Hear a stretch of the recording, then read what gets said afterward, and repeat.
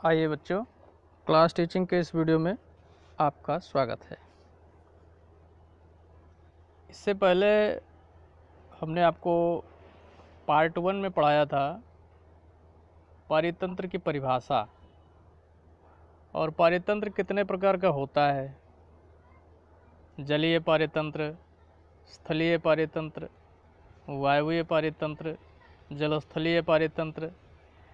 इस प्रकार से हमने पारितंत्र के संदर्भ में आपको सारी बातें बता दी थी। इसी क्रम में आज आप पढ़ेंगे ऊर्जा प्रवाह, एनर्जी फ्लो।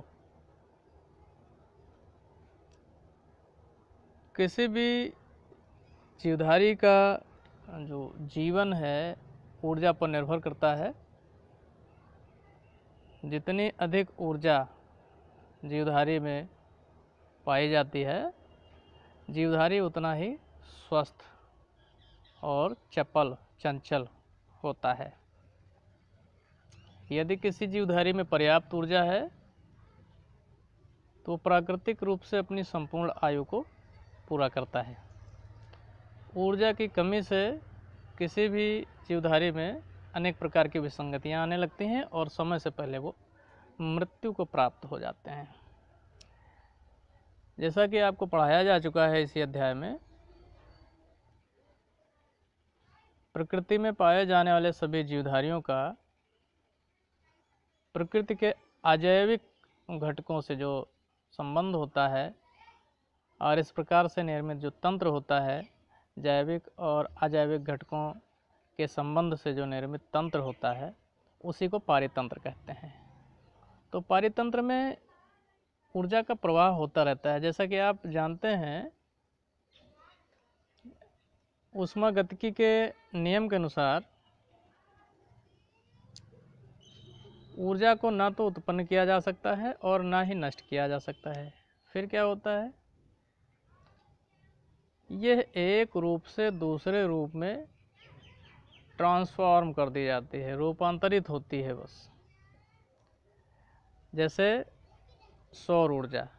देखिए, सौर ऊर्जा पृथ्वी पर समस्त ऊर्जा का प्राथमिक स्रोत है। सूर्य के अलावा और कहीं से भी ऊर्जा नहीं आती है। पृथ्वी पर जितने भी जीवधारियों में ऊर्जा है वो सब सूर्य से ही प्राप्त हुई है। और जो निर्जीव फॉर्म में ऊर्जा व्यवस्थित है, पाई जाती है, विद्यमान है, वो चाहे ताप के रूप में हो चाहे ऊष्मा के रूप में हो, वो भी कहीं ना कहीं सूर्य से ही आई है। अब इसका एक सिस्टम है। सूर्य से ऊर्जा आती है तो पहले कहाँ आती है, फिर कहाँ जाती है, फिर कहाँ जाती है, फिर कहाँ जाती है। तो देखिए, सूर्य से ऊर्जा आई, फिर यहाँ आई, यहाँ से फिर यहाँ आई, यहाँ से फिर यहाँ आई, यहाँ से फिर यहाँ आई। इस तरह से आप देख रहे हैं ऊर्जा का क्या हो रहा है, फ्लो हो रहा है, प्रवाह हो रहा है। स्टेप बाय स्टेप ऊर्जा का प्रवाह हो रहा है। तो इसी को ऊर्जा प्रवाह कह रहे हैं। तो अब ये ऊर्जा प्रवाह कैसे होता है हमारे वातावरण में, हमारी प्रकृति में, ये ऊर्जा का प्रवाह कैसे होता है, इसका क्या सिस्टम है, वही आपको यहाँ पर पढ़ना है। बहुत सीधी सी बात है। किसी भी पारिस्थितिक तंत्र में, पारितंत्र भी कह सकते हैं, पारिस्थितिक तंत्र भी कह सकते हैं, तो किसी भी पारिस्थितिक तंत्र में ऊर्जा का प्रवाह एक दिशा में होता है, ये जान लीजिए। ठीक है। ऑप्शन में क्वेश्चन पूछा जाता है कि किसी भी पारितंत्र में ऊर्जा का प्रवाह होता है एक दिशीय, द्विदिशीय, बहुदिशीय। ठीक है। तो आपको याद रखना है, पारितंत्र में ऊर्जा का प्रवाह हमेशा एक दिशा में होता है, क्योंकि सूर्य से ऊर्जा आती है और इसके बाद फिर जैविक घटकों में गतिमान होती है और उसके बाद में निर्जीव घटक के रूप में यहीं वातावरण में फैली रहती है और वापस कभी सूर्य इस ऊर्जा को नहीं लेता है। तो इसलिए याद रखिएगा, ऊर्जा का प्रवाह किसी भी पारितंत्र में एक दिशीय होता है, यूनिडायरेक्शनल होता है। किसी भी पारिस्थितिक तंत्र में ऊर्जा का प्रवाह एक दिशा में होने के कारण उस तंत्र में ऊर्जा से संबंधित समस्त व्यवहार ऊर्जा प्रवाह कहलाते हैं। हम जानते हैं कि पृथ्वी पर उपस्थित समस्त पारिस्थितिक तंत्रों के लिए ऊर्जा का एकमात्र स्रोत सूर्य है। सूर्य से प्राप्त होने वाली ऊर्जा ही प्रकाश के रूप में जो है आती है और वही समस्त जीवों का जैविक संचालन करती है। अब ये कैसे आती है, देखिए, ऊष्मागतिकी के दूसरे नियम में बताया गया, ऊर्जा के प्रत्येक रूपांतरण में ऊर्जा की हानि होती है, अर्थात ऊर्जा रूपांतरण 100% दक्ष नहीं होता है। कहने का मतलब जितनी ऊर्जा सूर्य से आती है उस पूरी ऊर्जा का उपयोग नहीं होता है। इसमें कुछ का उपयोग हो पाता है और कुछ नष्ट हो जाती है। ऊर्जा के एक रूप से दूसरे रूप में बदलने पर कुछ ऊर्जा वितरित हो जाती है अथवा ऊष्मा के रूप में उसकी हानि हो जाती है। संपूर्ण ऊर्जा का उपयोग नहीं हो पाता है। ऊर्जा प्रवाह में हरे पौधे अपनी महती भूमिका निभाते हैं। हरे पौधे ऊर्जा के रूप परिवर्तन का कार्य करते हैं। गहरे समुद्र के जलतापीय पारितंत्र को छोड़कर पृथ्वी के सभी पारितंत्रों के लिए सूर्य ही ऊर्जा का एकमात्र स्रोत है। अब ये कैसे ट्रांसफॉर्मेशन होता है, एनर्जी कन्वर्जन होता कैसे है, तो इसका सीधा सा एक रास्ता है, बस, दूसरा कोई रास्ता नहीं है। समस्त हरे पौधे सूर्य के प्रकाश की उपस्थिति में प्रकाश संश्लेषण की क्रिया करते हैं और प्रकाश संश्लेषण की क्रिया के द्वारा सौर ऊर्जा को रासायनिक ऊर्जा में बदल देते हैं और ये रासायनिक ऊर्जा भोजन के रूप में फिर पूरे संसार के जितने भी सजीव हैं सभी में स्थानांतरित रहती है। क्योंकि आप जानते हैं जितने भी खाद्य पदार्थ प्राप्त होते हैं वो डायरेक्ट या इनडायरेक्ट हरी वनस्पतियों पर निर्भर करते हैं। यदि कोई मांसाहार करता है, मान लीजिए कोई बकरी खाता है, बकरी का मांसाहार करता है, तो बकरी कैसे जीवित रहती है? बकरी तो हरा चारा खाएगी, बकरी तो कोई ना कोई वनस्पतियाँ या वनस्पतियों से प्राप्त पदार्थों को ही खाएगी। तो बकरी को जो ऊर्जा मिली वो वनस्पतियों से ही तो मिली। बकरी मिट्टी खाती नहीं है या बकरी मांसाहार करती नहीं है। तो बकरी को ऊर्जा कहाँ से प्राप्त हुई? वनस्पतियों से, चाहे सूखी वनस्पतियाँ हों चाहे हरी वनस्पतियाँ हों, कहीं ना कहीं उसको वनस्पतियों से ही। और वो वनस्पतियाँ, जिन वनस्पतियाँ को बकरी ने खाया है, वो सभी वनस्पतियाँ कभी न कभी जब वो जीवित नहीं होंगी तो उन्होंने प्रकाश संश्लेषण करके सौर ऊर्जा को रासायनिक ऊर्जा में परिवर्तित किया होगा और वही रासायनिक ऊर्जा बकरी को प्राप्त होती है। बकरी से फिर जो लोग बकरी को खाएंगे, चाहे मनुष्य खाए चाहे शेर खाए, तो बकरी की ऊर्जा मनुष्य में या शेर में चली जाएगी। इस प्रकार से पूरे जीवित संसार में ऊर्जा स्थानांतरित होती रहती है। हरे पौधों द्वारा भोजन निर्माण करने के कारण इन्हें उत्पादक कहा जाता है। इसके अलावा कोई भी जीवधारी प्राकृतिक परिस्थितियों में ऊर्जा का निर्माण नहीं कर सकता है। केवल हरे पौधे प्राकृतिक परिस्थितियों में ऊर्जा का निर्माण करते हैं, भोजन का निर्माण करते हैं। भोजन से ही ऊर्जा प्राप्त होती है और कोई रास्ता है नहीं। अब देखिए, पौधों पर आपतित सौर ऊर्जा का 50% से भी कम भाग प्रकाश संश्लेषणीय सक्रिय विकिरण कहलाता है। मतलब 50% से भी कम भाग का प्रकाश संश्लेषण हो पाता है। शेष ऊर्जा जो होती है वो वातावरण में प्रकीर्णित हो जाती है, वितरित हो जाती है। सौर ऊर्जा का लगभग 48% भाग 48% ही पृथ्वी तक पहुंच पाता है। पारिस्थितिक तंत्र का निर्माण करने वाले उत्पादक मतलब कि हरे पौधे विकिरण ऊर्जा की कुछ मात्रा का प्रयोग करके इसे रासायनिक ऊर्जा में परिवर्तित कर देते हैं। इसी रासायनिक ऊर्जा को उपभोक्ता भोजन के रूप में ग्रहण करते हैं। अब देखिए, लिंडेमान के अतिरिक्त ओडम, लिंडेमान कौन है? लिंडेमान ने 10% ऊर्जा प्रवाह का नियम दिया था। इन्होंने बताया था कि प्रत्येक पोषण स्तर पर 10% ऊर्जा का प्रवाह आगे की ओर होता है। लिंडेमान के अतिरिक्त ओडम ने ऊर्जा प्रवाह का एक अन्य अति सरल सिद्धांत प्रस्तुत किया। इन्होंने जैव आयतनों को 3 बक्सों के द्वारा प्रकट किया, जो क्रमशः उत्पादक, उपभोक्ता और तीसरा स्तर होता है अपघटनकर्ता। 3 स्तरों के द्वारा प्रकट किया। इन तीनों पोषक स्तरों को जोड़ने वाली नलिका रूपी रेखा ऊर्जा का प्रवाह दर्शाती है। लिंडेमान ने 10% का नियम दिया, जिसके अनुसार अगले पोषण स्तर को केवल 10% ऊर्जा प्राप्त होती है। ये इस तरह से समझिए, जैसे ये घास लगी है, घास को कीट खाते हैं, घास को कीट खाते हैं। घास में 100 जूल ऊर्जा है, तो अब इस 100 जूल ऊर्जा को जब कीट खा जाएंगे तो कीटों को 10 जूल ऊर्जा प्राप्त होगी। और इन कीटों को यदि मेढक खाएगा तो मेढक को 10 का 10%, मतलब कि 1 जूल, मेढक को 1 जूल ऊर्जा प्राप्त होगी। तो इस तरह से 100 जूल से 10 जूल, 10 जूल से 1 जूल। तो अगले पोषण स्तर पर कितनी ऊर्जा जा रही है? पिछले पोषण स्तर का 10% ऊर्जा अगले पोषण स्तर तक पहुंच रही है।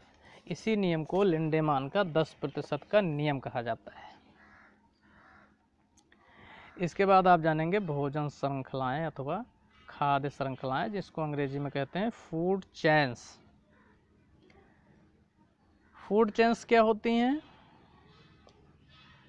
खाद्य ऊर्जा के स्थानांतरण को प्रदर्शित करने के लिए विभिन्न पोषण स्तरों के जीवों का अंतः संबंधित रैखिक क्रम खाद्य श्रृंखला कहलाता है।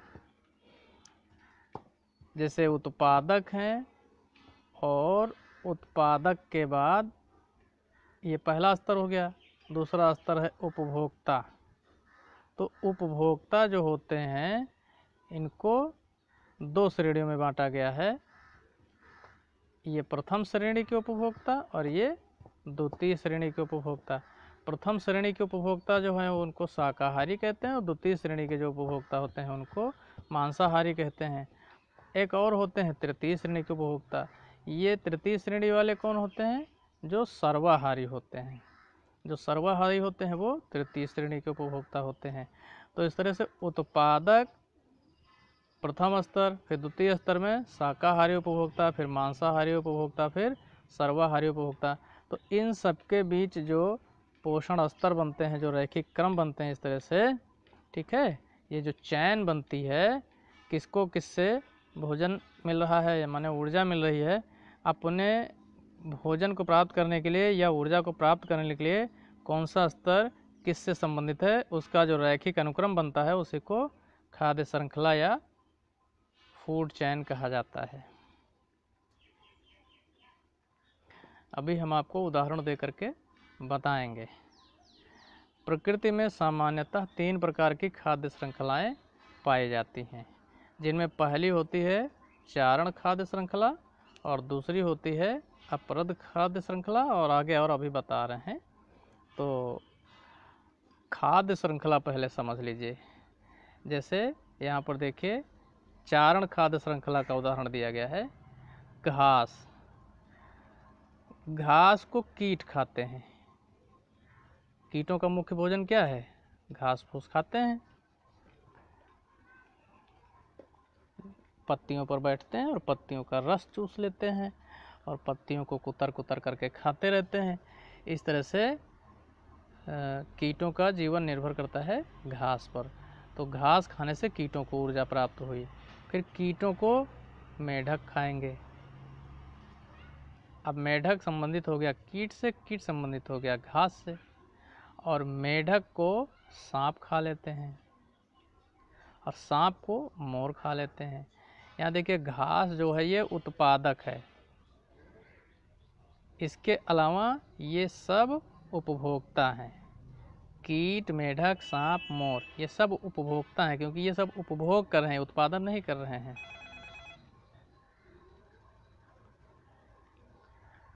अब यहाँ पर घास जो होती है ये सौर ऊर्जा को अवशोषित करके रासायनिक ऊर्जा में बदल देती है, और वो रासायनिक ऊर्जा जो होती है जब कीट घास को खाते हैं तो वो रासायनिक ऊर्जा कीटों में चली जाती है, लेकिन कितनी? केवल 10%। जितनी ऊर्जा घास में है उसका 10% ऊर्जा कीट को मिल जाती है। कीट को जब मेढक खाते हैं तो कीटों में जितनी ऊर्जा थी उसका 10% ऊर्जा मेढक को मिल जाती है। मेढक को जब सांप खाते हैं तो जितनी ऊर्जा मेढक में थी उसका 10% ऊर्जा सांप को मिल जाती है। सांप को जब मोर खाता है तो जितनी ऊर्जा सांप में थी उसका 10% ऊर्जा मोर को मिल जाती है। तो ये तो हो गया लिंडेमान का 10% के नियम के अनुसार ऊर्जा का प्रवाह। और घास संबंधित है कीट से, कीट संबंधित है मेढक से, मेढक संबंधित है सांप से, सांप संबंधित है मोर से। माने कौन किसको खाता है, इसकी जो एक चैन बनती है उस चैन को ही फूड चैन कहा जाता है, खाद्य श्रृंखला कहा जाता है। तो पहले प्रकार की खाद्य श्रृंखला है चारण खाद्य श्रृंखला, और दूसरे प्रकार की श्रृंखला होती है अपरद खाद्य श्रृंखला। अपरद खाद्य श्रृंखला क्या होती है? इस प्रकार की खाद्य श्रृंखलाएं मृत प्राणियों या कार्बनिक पदार्थों से सूक्ष्म जीवों की ओर जाती हैं। इस प्रकार ये पारिस्थितिक तंत्र प्रत्यक्ष सौर ऊर्जा पर बहुत कम निर्भर करते हैं। पिछली वाली जो आपको बताया था घास टिड्डी वाली, उसमें घास सीधे सौर ऊर्जा पर निर्भर करती है कि वो ऊर्जा प्राप्त करेगी, सौर ऊर्जा से ऊर्जा प्राप्त करेगी। लेकिन जो अपरद खाद्य श्रृंखला होती है इसमें ऐसा नहीं होता है। इसमें जैसे सूखी घास, सूखी पत्तियां हैं, तो सूखी घास या सूखी पत्तियों को कौन खाएगा? इनको खाएंगे सूक्ष्म जीव, माइक्रोब्स खाएंगे। इन माइक्रोब्स को बर्ड्स खाएंगे, है ना, पक्षी होते हैं, इन माइक्रोब्स को खाएंगे। और इन बर्ड्स को या तो इनसे बड़े पक्षी इनको खाएंगे या कोई बर्ड्स से बड़े जंतु जो हैं वो इन पक्षियों को भोजन के रूप में खाएंगे। ठीक है, तो यहाँ आप देख रहे हैं छोटे से बड़े की ओर यह खाद्य श्रृंखला चल रही है। और यहाँ सौर ऊर्जा से आगे ऊर्जा नहीं स्थानांतरित हो रही है, बल्कि यहाँ पर सूखी पत्तियाँ थी और सूखी पत्तियों को माइक्रोब्स खाते हैं। माइक्रोब्स के द्वारा यहाँ पर रासायनिक ऊर्जा आगे बढ़ती चली जाती है, इसीलिए इसको कहा जाता है अपरद खाद्य श्रृंखला।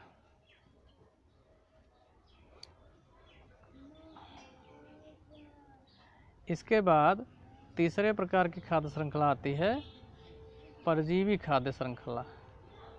यह है बड़े जंतुओं से छोटे जंतुओं की ओर जाती है। अपरद में आपने देखा था छोटे से बड़े जंतुओं की ओर चलती थी, और परजीवी खाद्य श्रृंखला बड़े जंतुओं से छोटे जंतुओं की ओर जाती है। क्योंकि कोई जो बड़ा जंतु होता है उसी में तो परजीवी पाए जाएंगे, जैसे मलेरिया परजीवी है, ये अंतः परजीवी हो गया। इसके अलावा जूं, चीलर, किलनी, चपटी, ये सब परजीवी तो हैं, बाह्य परजीवी हैं।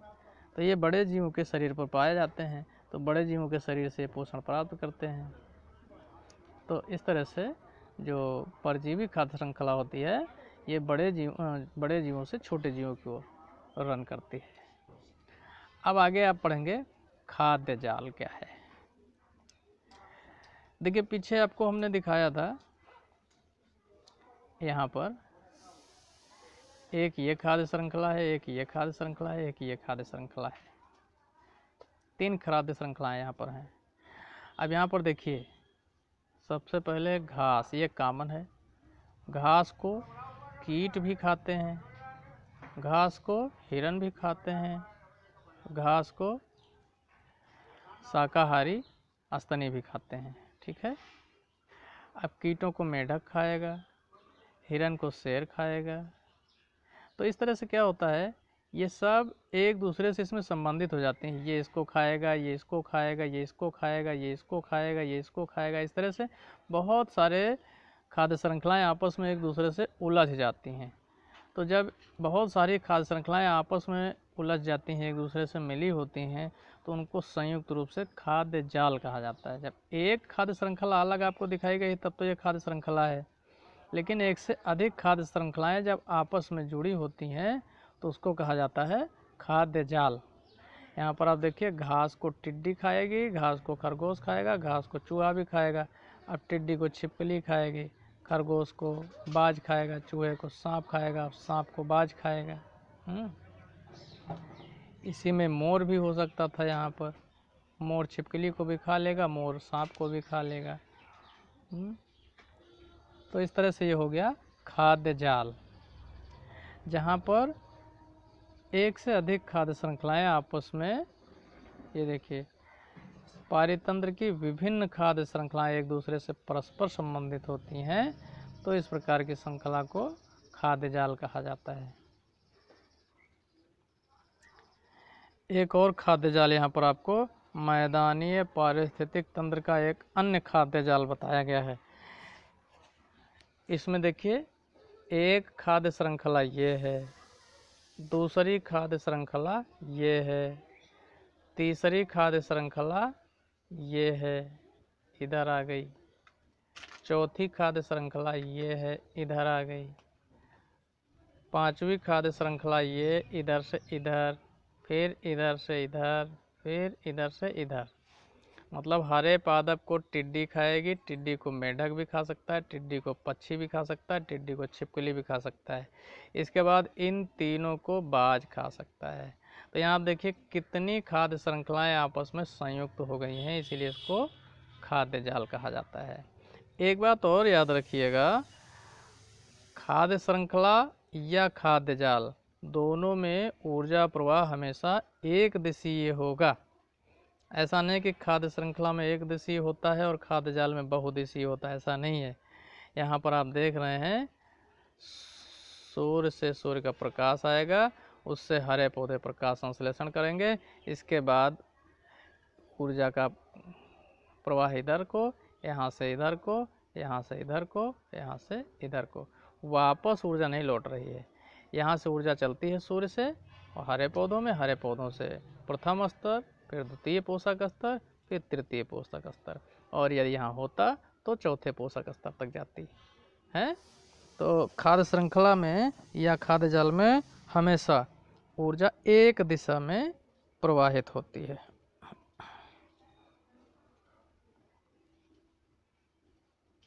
इसके बाद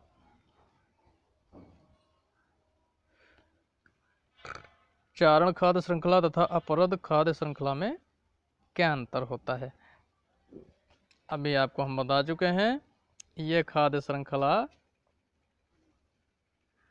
हरे पौधों से प्रारंभ होती है जो प्रथम पोषक स्तर बनाते हैं, और अपरद खाद्य श्रृंखला अपरद से प्रारंभ होती है। आपको बताया था, सूखी पत्तियों से या कूड़ा करकट से शुरू होती है सूक्ष्म जीवों में, और सूक्ष्म जीवों से आगे फिर पक्षियों में, इस तरह से आगे बढ़ती है, वो अपरद खाद्य श्रृंखला होती है। चारण खाद्य श्रृंखला में देखिए, ये उत्पादकों से शाकाहारियों तथा शाकाहारियों से मांसाहारियों की ओर बढ़ती है। अपरद में क्या होता है, ये अपरद से प्रारंभ होकर अपरदहारी तथा अपरदहारियों से इनके परभक्षियों की ओर बढ़ती है। चारण खाद्य श्रृंखला का अकार्बनिक पदार्थों के जुड़कर जटिल कार्बनिक पदार्थ बनाने पर आधारित है। अपरद खाद्य श्रृंखला जटिल कार्बनिक पदार्थों के अकार्बनिक पदार्थों में बदलने से संबंधित है।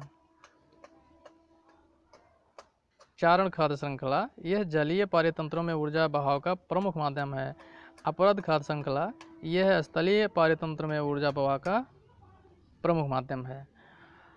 चारण खाद्य श्रृंखला में सूर्य ऊर्जा का प्रत्यक्ष स्रोत है। अपरद खाद्य श्रृंखला में सूर्य ऊर्जा का अप्रत्यक्ष स्रोत है। इनमें ऊर्जा अपरद के कार्बनिक पदार्थों से आती है। उदाहरण के लिए यहाँ पर आपको बताया गया है पादप प्लवक, ठीक है, पादप यानी हरे पौधे, या प्लवक। प्लवक उनको कहा जाता है जो जल के स्तर पर, जल के ऊपरी परत पर तैरते हुए हरे पौधे पाए जाते हैं, उनको प्लवक कहा जाता है। तो पौधे या प्लवक ये सूर्य से सीधे ऊष्मा प्राप्त करते हैं। इसके बाद जंतु प्लवक, उसके बाद फिर इनको छोटी मछली, फिर बड़ी मछली खाती है। तो यहाँ देखिए इधर से खाद्य श्रृंखला चलती है। यहाँ पर अपराध में क्या होता है, सूखी पत्तियाँ, इनको सूक्ष्मजीव खाएंगे, सूक्ष्मजीव को अपराधहारी खाएंगे।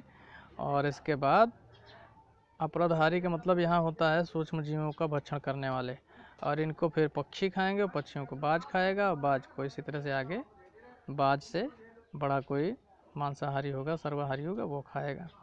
तो इस प्रकार से अपराध में खाद्य श्रृंखला चलती है। आगे आप जानेंगे खाद्य श्रृंखला व खाद्य जाल में क्या अंतर होता है।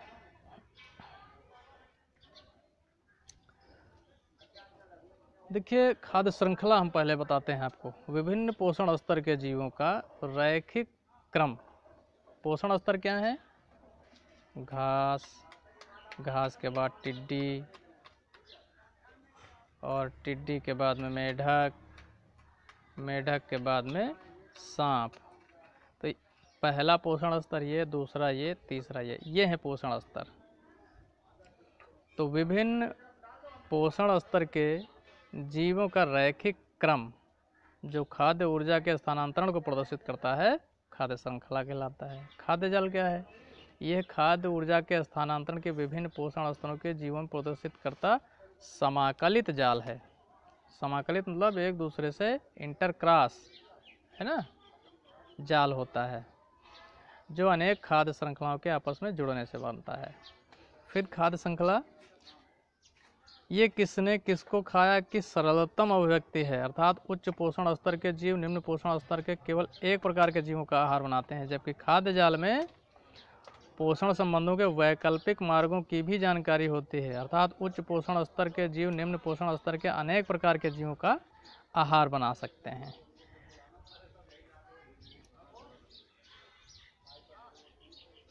इसके बाद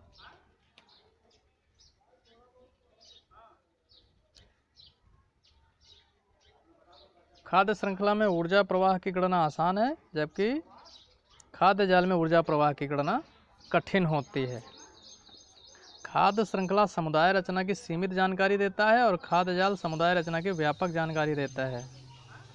खाद्य श्रृंखला में एक जीव एक पोषण स्तर प्रदर्शित करता है, जबकि खाद्य जाल में एक जीव एक से अधिक पोषण स्तर प्रदर्शित कर सकता है। जैसे गौरैया दाना खाने से द्वितीय पोषण स्तर तथा कीट खाने पर तृतीय पोषण स्तर का प्रदर्शन करती है।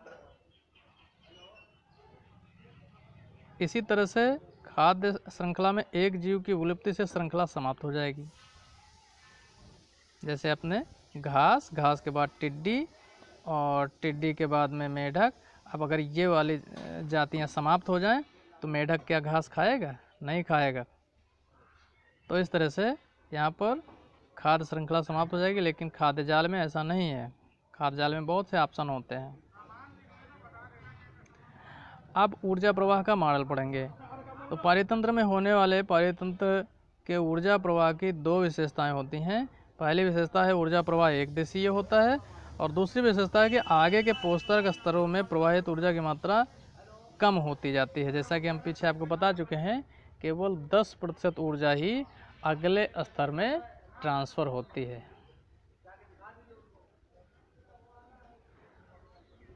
अब आप जानेंगे पारिस्थितिक पिरामिड क्या होते हैं। तो जिस तरह से आपने खाद्य श्रृंखला पढ़ा, खाद्य जाल पढ़ा है, उसी तरह से पारिस्थितिक पिरामिड जो होते हैं वो विभिन्न पोषक स्तरों में जैविक घटकों के मध्य पारस्परिक संबंधों का रेखीय चित्रण होते हैं। ऐसे जैसे बना दिया, ऐसे ये, तो इसमें विभिन्न पोषक स्तर बना दिया। ये उत्पादक का स्तर हो गया, यहाँ पर उत्पादक लिखेंगे, और यहाँ पर प्रथम श्रेणी के उपभोक्ता लिखेंगे, मतलब शाकाहारी। यहाँ पर लिखेंगे मांसाहारी, यहाँ पर लिखेंगे सर्वाहारी। ठीक है। तो अब ये हो गई पिरामिड बन गई। अगर इसमें उत्पादकों की संख्या दी गई है और प्रथम श्रेणी के उपभोक्ताओं की संख्या दी गई है, यहाँ मांसाहारी की संख्या दी गई है, यहाँ सर्वाहारी की संख्या दी गई है, तो इसको कहा जाएगा संख्या पिरामिड। यदि यहाँ पर उत्पादक का भार लिखा गया है, जैसे 100 किलोग्राम घास ऐसे लिखा जाए, उसके बाद 10 किलोग्राम शाकाहारी, उसके बाद 1 किलोग्राम मांसाहारी, उसके बाद 1/10 किलोग्राम सर्वाहारी। तो चाहे किलोग्राम में लिखा जाए, चाहे ग्राम में लिखा जाए, चाहे क्विंटल में लिखा जाए, तो वो हो जाएगा जैव भार पिरामिड। और यहीं पर यदि ऊर्जा का निरूपण किया जाए, जैसे यहाँ उत्पादक स्तर में 1000 जूल ऊर्जा है, तो शाकाहारियों में जाएगी 100 जूल ऊर्जा। 100 जूल ऊर्जा से मांसाहारियों को प्राप्त होगी 10 जूल ऊर्जा, और 10 जूल ऊर्जा से सर्वाहारियों को प्राप्त होगी 1 जूल ऊर्जा। तो यदि ऊर्जा का डिनोशन कहाँ यहाँ पर किया जाता है, तो वो हो जाता है ऊर्जा का पिरामिड। तो आप समझ गए होंगे कि जब कभी किसी पारिस्थितिक तंत्र में खाद्य श्रृंखला के विभिन्न पोषक स्तरों में जैविक घटकों के मध्य पारस्परिक संबंधों का रेखीय चित्रण पारिस्थितिक पिरामिड के रूप में किया जाता है, तो उसी को पारिस्थितिक पिरामिड कहते हैं। मतलब कि रेखीय चित्रण किया जाता है, ये रेखीय चित्रण, ठीक है, तो इसको पिरामिड कहा जाता है। ये पारिस्थितिक पिरामिड है। पारिस्थितिक पिरामिड का प्रदर्शन सर्वप्रथम एल्टन नामक पारिस्थितिक वैज्ञानिक ने किया था, जिसके कारण इन्हें एल्टोनियन पिरामिड भी कहा जाता है। अब जैसे परीक्षा में, अब आपने ऐसे क्लास में पिरामिड पढ़ा है, परीक्षा में पूछ लिया गया एल्टोनियन पिरामिड क्या है, तो अब बैठो, पता ही नहीं एल्टोनियन पिरामिड क्या है, और इस तरह से आपका प्रश्न छूट जाता है। इसीलिए हम कहते हैं कि टेक्स्ट बुक ज़रूर पढ़ा करिए, उसमें कई शब्द ऐसे हैं जो कई बार क्लासों में पढ़ाने से छूट जाते हैं। यदि आपने टेक्स्ट बुक पढ़ रखा है तो आपके दिमाग में वो बातें बनी रहेंगी। तो अब आपको पता चल गया होगा एल्टेनियन पिरामिड क्या है। यही पिरामिड जो है, इन्हीं को एल्टेनियन पिरामिड कहा जाता है, क्योंकि इनकी खोज सर्वप्रथम एल्टन ने 1927 में की थी। तो आपने यहाँ पिरामिड पढ़ लिया है, और पिरामिड 3 प्रकार के होते हैं, संख्या पिरामिड, जैवभार पिरामिड और ऊर्जा पिरामिड, ये भी पढ़ लिया है। इसलिए अब इनका हमको विस्तार ज़्यादा बताने की ज़रूरत नहीं है, सिर्फ आपको दिखा दे रहे हैं। ये देखिए, यह है संख्या पिरामिड। यहाँ पर आपको T1, T2, T3 और T4 4 पोषण स्तर बना करके बताए गए हैं। ये घास है, घास की संख्या, फिर चूहों की संख्या, फिर सर्प की संख्या और बाज की संख्या, ठीक। इसी तरह से यहाँ पर एक वनीय पारिस्थितिक तंत्र में संख्या पिरामिड दिखाया गया है।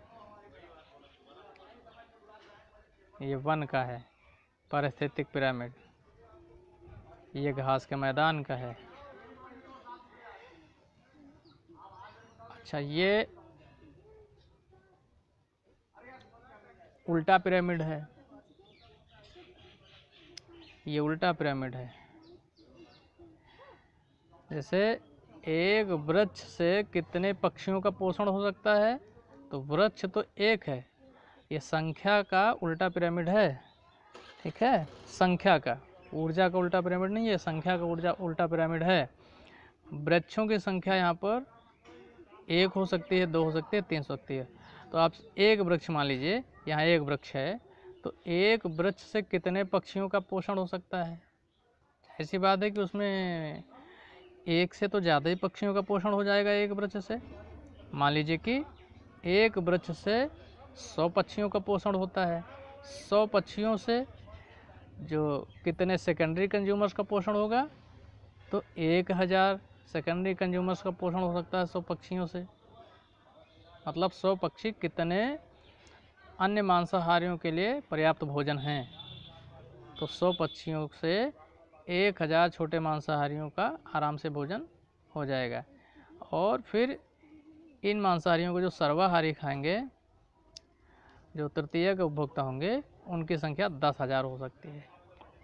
तो इस तरह से ऊपर संख्या ज़्यादा है और नीचे संख्या कम है, इसलिए इसको उल्टा पिरामिड कहा जाता है।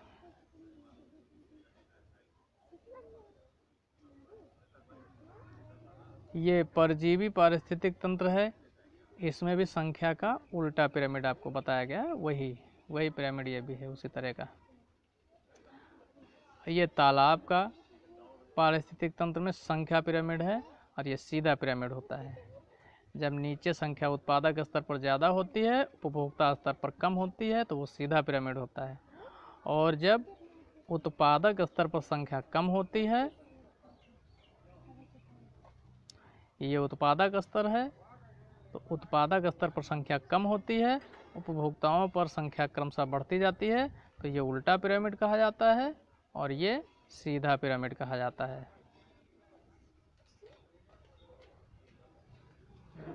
तो हमने आपको ये सभी संख्या पिरामिड, जीवभार पिरामिड और ऊर्जा पिरामिड ये सब बता दिए हैं। अब इनको विस्तार से और अच्छे से समझने के लिए वीडियो को पॉज करके देख लीजिए, ध्यान से पढ़ लीजिए। यहाँ पर जलीय परितंत्र पिरामिड भी दिए गए हैं, स्थलीय परितंत्र पिरामिड भी दिए गए हैं और वनीय परितंत्र पिरामिड भी दिए गए हैं।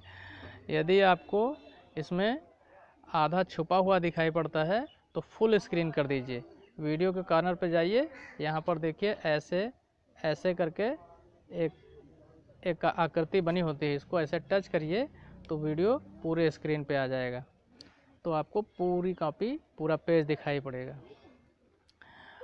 इसी तरह से पढ़ाई करते रहने के लिए इस चैनल को सब्सक्राइब कर लीजिए, और यदि आपको ये बात समझ में आ रही है तो चैनल को लाइक कर दीजिए। ये सारे पिरामिड हमने आपको बता दिया है, इनको आप वीडियो को थोड़ा सा रोक करके रिवीजन कर सकते हैं। अब ऊर्जा के पिरामिड का महत्व इसमें जानेंगे। ऊर्जा के पिरामिड में उत्पादन की दर प्रदर्शित की जाती है, जबकि जैव भार के पिरामिड में उस समय पर उपलब्ध स्टैंडिंग स्टेट को दर्शाया जाता है। ऊर्जा पिरामिड को अधिक परिशुद्ध माना जाता है क्योंकि यह प्रत्येक पोषक स्तर में उस समय पर प्रति इकाई क्षेत्र आयतन से हो रहे ऊर्जा प्रवाह को दर्शाता है। इसके अलावा ऊर्जा पिरामिड कभी उल्टा नहीं बनता, ध्यान रखिएगा, ऊर्जा पिरामिड कभी उल्टा नहीं बनता है। संख्या पिरामिड और भार पिरामिड उल्टा बन सकते हैं, लेकिन ऊर्जा पिरामिड कभी उल्टा नहीं बनता है। ये भी प्रश्न ऑप्शन वाले क्वेश्चन में पूछा जाता है। जैव भार के पिरामिड में भार के बदले भार दिखाया जाता है। दो प्रजातियों में तुलनात्मक रूप से इस भार में ऊर्जा की मात्रा समान नहीं हो सकती, अतः परिणाम गलत हो सकते हैं। आधार में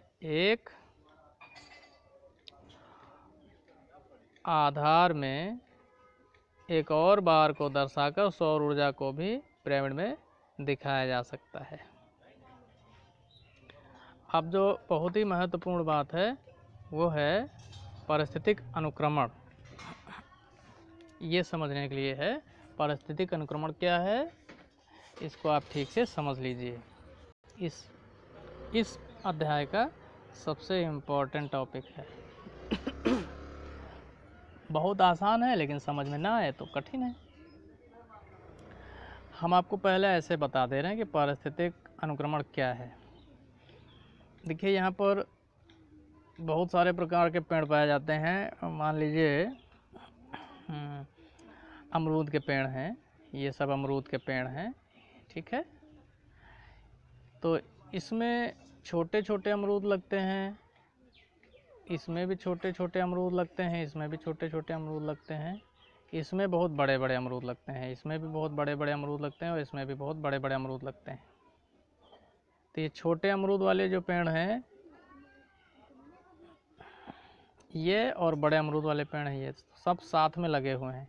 तो हम केवल एक पेड़ की दो जातियों का उदाहरण देकर के आपको समझा रहे हैं, समझाने के लिए, वरना एक पादप कम्युनिटी या फिर एनिमल कम्युनिटी हो सकती है, ठीक है। पारिस्थितिक अनुक्रमण को समझने के लिए एक कम्युनिटी होती है कंप्लीट। अभी इसमें हम आपको पढ़ के बताएंगे, लिखा हुआ है। समझने के लिए आपको हम दो जातियों के बीच समझा दे रहे हैं। एक ही पादप जाति की दो अलग अलग उपजातियां हैं। तो जैसे अमरूद के ये पेड़ लगे हुए हैं, तो इनमें कुछ पेड़ों में छोटे अमरूद लगते हैं और कुछ में बड़े अमरूद लगते हैं। अब धीरे धीरे क्या होता है, ये जो बड़े अमरूद वाले पौधे होते हैं इनकी संख्या ज़्यादा होती चली जाती है। ये इस परिस्थिति में अपना अनुकूलन प्राप्त कर लेते हैं और जो छोटे अमरूद के फल लगने वाले पेड़ थे वो अपने आप को परिस्थितियों के अनुसार बदल नहीं पाते हैं। तो धीरे धीरे करके ये छोटे अमरूद वाले, जिनमें छोटे अमरूद के फल लगते थे, ये पेड़ धीरे धीरे करके ख़त्म हो जाते हैं, नष्ट हो जाते हैं और इनकी जगह पर बड़े बड़े अमरूद वाले जो पेड़ हैं वो हो जाते हैं। तो छोटे अमरूद वाले पौधे रिप्लेस कर दिए गए किसके द्वारा? बड़े अमरूद वाले पौधों के द्वारा। अब छोटे वाले अमरूद के पौधे पूरी तरह ख़त्म ही हो गए। अब यहाँ पर केवल बड़े बड़े अमरूद वाले पौधे पाए जाते हैं। तो ये प्राकृतिक रूप से हुआ और ये एक दिन में नहीं हुआ। ऐसा होने में वर्षों लग गए, 10 साल, 15 साल, 20 साल में ऐसा हुआ कि छोटे छोटे अमरूद जिन पौधे में लगते थे वो पौधे धीरे धीरे ख़त्म ही हो गए। उनमें कीड़े मकोड़े ज़्यादा लग रहे थे और ये मीठे भी ज़्यादा थे, तो ये धीरे धीरे करके ख़त्म हो गए और इनकी जगह ले लिया बड़े बड़े अमरूद वाले पौधों ने। तो एक तरह से रिप्लेसमेंट हो गया। इसी को कहते हैं पारिस्थितिक अनुक्रमण। समझ में आई बात? जब किसी कम्युनिटी में, एक कम्युनिटी में बहुत से प्रकार के सजीव पौधे या सजीव जंतु रहते हैं, तो उस कम्युनिटी में जब किसी एक जाति द्वारा किसी दूसरी जाति का पूरी तरह से अतिक्रमण कर दिया जाए और उसको वहाँ से सॉर्ट आउट कर दिया जाए, ख़त्म कर दिया जाए और उसकी जगह खुद कब्जा कर लिया जाए, ठीक है, तो इस व्यवस्था को अनुक्रमण कहा जाता है। अब हम आपको इसमें पढ़ के बता देते हैं। किसी भी स्थान पर उपस्थित जैव समुदाय, ठीक, बायोटिक कम्युनिटी अर्थात जीवों का समूह। तो समुदाय का मतलब होता है जिसमें बहुत सारी जातियां एक साथ निवास करती हैं, उसको कहते हैं जैविक समुदाय। किसी भी स्थान पर उपस्थित जैव समुदाय सामान्यतः स्थिर प्रतीत होता है। देखने में उसमें कोई गति नहीं समझ में आती है, ठीक है, लेकिन स्थिरता की इस अवस्था में जैव समुदाय में उपस्थित विभिन्न जीव विभिन्न प्रकार की पारस्परिक क्रियाएं करते रहते हैं, जिसके फलस्वरूप जैव समुदाय जिस वातावरण में निवास करते हैं अपने आप को उस वातावरण के अनुकूलन ढाल लेते हैं। जैव समुदाय और वातावरण में पारस्परिक क्रिया से जो परिवर्तन होते हैं उनके फलस्वरूप क्रमशः एक समुदाय दूसरे समुदाय के द्वारा प्रतिस्थापित होते रहते हैं। प्रतिस्थापित मतलब छोटे वाले अमरूद के प्रति बड़े वाले अमरूद के पेड़ स्थापित होते रहते हैं, इस तरह समझिए। तो क्या होता है, एक समुदाय के जीव दूसरे समुदाय के द्वारा प्रतिस्थापित होते रहते हैं। इसके परिणाम स्वरूप क्या होता है, समय समय पर नवीन जीव जातियां जैव समुदाय में जुड़ती रहती हैं। तो किसी भी जैव समुदाय में पुरातन जातियों का नवीन जातियों द्वारा श्रेणीबद्ध प्रतिस्थापन पारिस्थितिक अनुक्रमण कहलाता है। ये हो गई इसकी परिभाषा, लेकिन समझने के लिए ये जरूरी था पढ़ना। अनुक्रमण शब्द का प्रयोग सर्वप्रथम हुल्ट ने किया था 1885 में। अनुक्रमण एक अचक्रीय परिवर्तन है। जैसे एक बार कोई जाति अगर अनुक्रमण करके स्थापित हो गई है तो वो पुनः वहाँ से नष्ट नहीं होगी, फिर जिस प्रजाति को उसने नष्ट कर दिया है उसको वापस नहीं आने देगी। इसीलिए कहा जाता है कि ये अचक्रीय प्रक्रिया है। अनुक्रमण की परिकल्पना का प्रतिपादन सर्वप्रथम वार्मिंग ने किया था 1899 में। क्लेमेट्स के अनुसार अनुक्रमण एक प्राकृतिक प्रक्रम है जिसके अंतर्गत पादप समुदाय के एक समूह का उपनिवेशन दूसरे समूह के द्वारा क्रमिक रूप से होता रहता है। इसके बाद में अनुक्रमण के प्रकार। अब हम आपको अगले पार्ट में बताएंगे अनुक्रमण के प्रकार क्या होते हैं, कितने प्रकार का अनुक्रमण होता है।